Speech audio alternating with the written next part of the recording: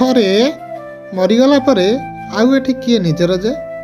ଜୀବନକୁ କ'ଣ ଆଉ ଥରେ ପଛକୁ ବୁଲି ଚାହିଁ ହୁଏ? ହଁ, କିଛି କ୍ଷଣ ପାଇଁ ଆତ୍ମୀୟମାନେ କାନ୍ଦି କାନ୍ଦି କହୁଥାନ୍ତି ଯା ନା ବୋଲି। ହେଲେ କେତେ ସମୟ? 2 ଘଡ଼ି ପାଇଁ ତ। ଆଉ ତାପରେ ପତ୍ନୀ ମୋର ସବୁ ସରିଗଲା କହି ପିଲାମାନଙ୍କ ସାହାରାରେ ବଞ୍ଚିବାକୁ ପ୍ରସ୍ତୁତ ହୁଏ। ପିଲାମାନେ ଲାଗି ପଡ଼ନ୍ତି ମୃତ୍ୟୁ ପ୍ରମାଣପତ୍ର ସହ ଅଂଶୀଦାର ପ୍ରମାଣପତ୍ର ଯୋଗାଡ଼ରେ।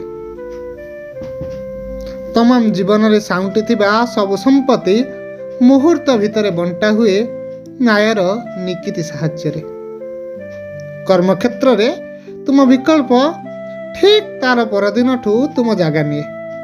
ବନ୍ଧୁବାନ୍ଧବ ପଚାରନ୍ତି ସଂସ୍କାର ସରିବାକୁ ଆଉ କେତେ ସମୟ ଲାଗିବ?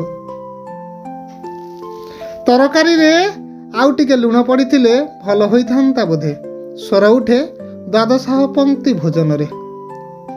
ଏହା ହିଁ ତ ବାସ୍ତବତା, ଯାହା ସମସ୍ତଙ୍କ ପାଇଁ ସମାନ।